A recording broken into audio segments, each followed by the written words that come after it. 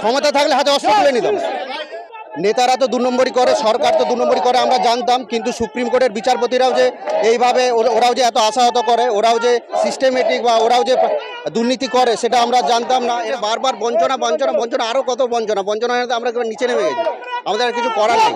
যদি ক্ষমতা থাকতো হাতে অস্ত্র তুলে নিতাম। সত্যি যদি ক্ষমতা থাকতো, দেখো বাচ্চা আছে, ফ্যামিলি আছে, সবাইকে দেখাশোনার ব্যাপার আছে। এই জন্যই হয় লোক আতঙ্কবাদী বা যারা হয় না দেশদ্রোহী, এই জন্যই হয়, বোঝা যাচ্ছে তো।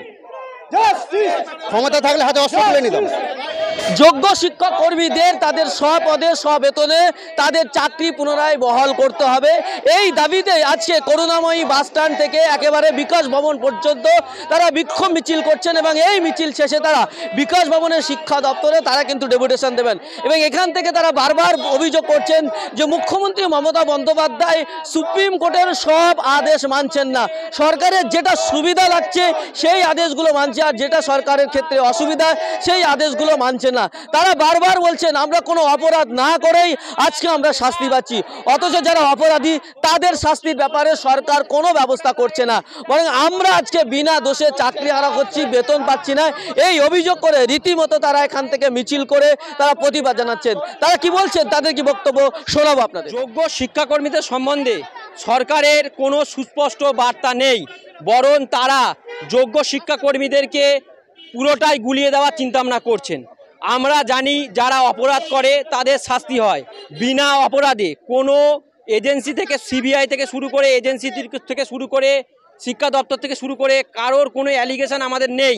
দীর্ঘ 7 বছর পরে 2 মাস বেতন বন্ধ হওয়ার পরেও কি করে আমাদেরকে বলা হচ্ছে এত পরীক্ষার্থীর মধ্যে পুনরায় পরীক্ষায় অংশগ্রহণ করা।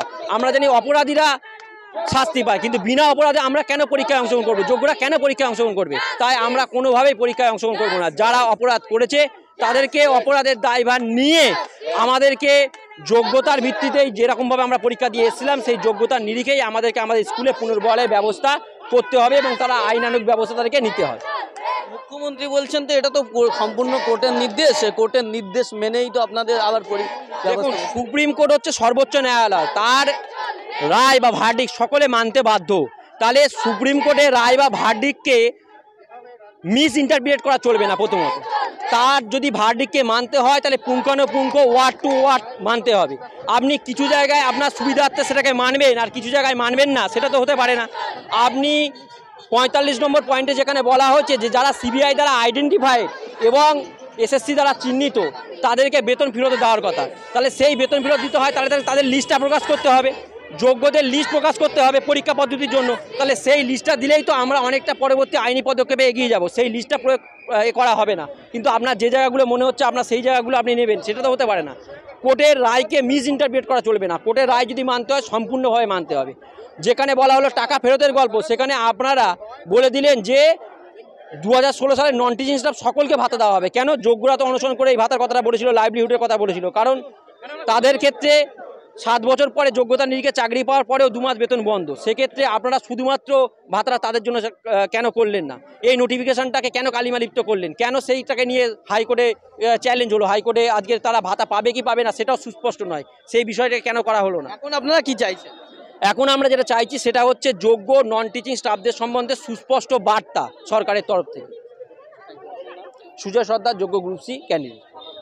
কি বলবেন, এতদিন হয়ে গেল এখনো আপনাদের রাজপথে নামতে হলো, আপনাদের কোনো সমস্যার সমাধান হলো না? আমাদের তো কোনো সমস্যারই সমাধান হলো না। টিচাররা আপনারাও জানেন, আমরাও জানি, টিচাররা তাদের কাজে অন্তত ডিসেম্বর পর্যন্ত পুনর্বহাল হতে পারলো, তাদের স্যালারি পাচ্ছে, আমাদের তো কিছুই হলো না। আমরা মনে করছি সরকার আমাদের নিয়ে কিছুই ভাবনা চিন্তা করছে না। একটা ভাতা অ্যানাউন্স করেছিল আমাদের সংসার চালানোর জন্য, সেটাও আমরা এখনো পাইনি।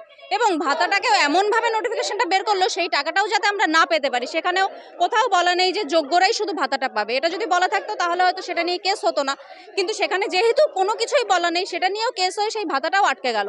এবার 2 মাস হয়ে গেল আমরা কোনো স্যালারি পাইনি, আমাদের ঘরে বউ, মা বাবা, বাচ্চা সবাই রয়েছে। এবার কি করে আমরা সংসার চালাবো সেটাই বুঝতে পারছি না। মানুষ মানে আমাদের বন্ধুরা, আমাদের সহযোদ্ধারা বিভিন্ন শ্রমিকের কাজে জয়েন করছে, বিভিন্ন চায়ের দোকানে কাজে জয়েন করছে, কারণ কিছু তো করার নেই, সংসারটা তো চালাতে হবে। এবার সরকার 2 মাস হয়ে গেল, এরপরেও সরকার আমাদের নিয়ে কোনো ভাবনা চিন্তা কেন করছেন না বা কি ভাবনা চিন্তা করছেন, আমরা আজকে সেটাই জানতে চাচ্ছি। এখন আপনারা কি চাইছেন? এখন আমরা চাইছি যে আমরা তো আমাদের তো সবসময় একটাই দাবি, আমরা যাতে আমাদের কাজে আমাদের যোগ্য চাকরিতে আমরা পুনর্বহাল হতে পারি। আর এখন আমরা চাইছি যে সরকার আমাদের নিয়ে কি ভাবছেন সেটাই আগে আমাদের জানার সব থেকে বেশি দরকার। সরকার তো সুপ্রিম কোর্টের নির্দেশে বিকল্পভাবে পরীক্ষার ব্যবস্থা করছে আপনাদের জন্য। না, সরকার তো সব সুপ্রিম কোর্টের বিচার মানছে না। যেটা সরকারের সুবিধা হচ্ছে সেটাই শুধু সেই পার্টগুলো তুলে তুলে সরকার মানছে।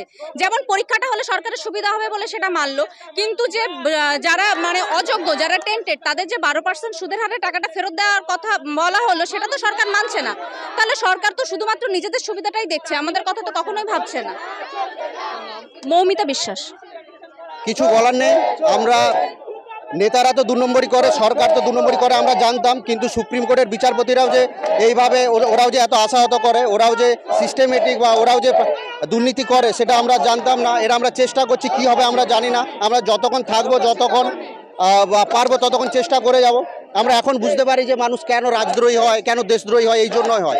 আমাদের একটু কোনো আমাদের কোনো দুর্নীতি নেই, মানে আমরা কোনো পরীক্ষাতে আমাদের কোনো অসুবিধাই নেই। আমরা ঠিকঠাকভাবে যোগ্য হওয়া সত্ত্বেও হয় আমরা বেতন পাচ্ছি না। এখন আপনারা কি চাইছেন? আমরা কি চাইছি? আমরা আমাদের চাকরিতে ফিরে যেতে চাইছি, এটাই তো চাচ্ছি। কিন্তু এটা কেউ দিতে যাচ্ছে না। আইনগতভাবেও বাধা দিচ্ছে, আর আমাদের সরকার তো বাধা দিচ্ছেই। সরকার তো 2 নম্বরই করে ঢুকেছে, সেটা তো সবাই জানে। সরকার তো নতুন পরীক্ষার ব্যবস্থা করেছে। সরকার নতুন পরীক্ষা করেছে, সেটা তো শুধুমাত্র এখনো মাত্র টিচারদের জন্য করেছে, আমাদের নন টিচিংদের জন্য সেটাও তো এখনো করেন। সেটারও তো নোটিফিকেশান দেয়নি, যেটা একসাথে দেওয়ার কথা ছিল। সেটা আমাদের ক্ষেত্রে বারবার বঞ্চনা, আরও কত বঞ্চনা আমরা নিচে নেমে গেছি। আমাদের আর কিছু করার নেই। যদি ক্ষমতা থাকতো হাতে অস্ত্র তুলে নিতাম। সত্যি, যদি ক্ষমতা থাকতো, দেখো বাচ্চা আছে, ফ্যামিলি আছে, সবাইকে দেখাশোনার ব্যাপার আছে।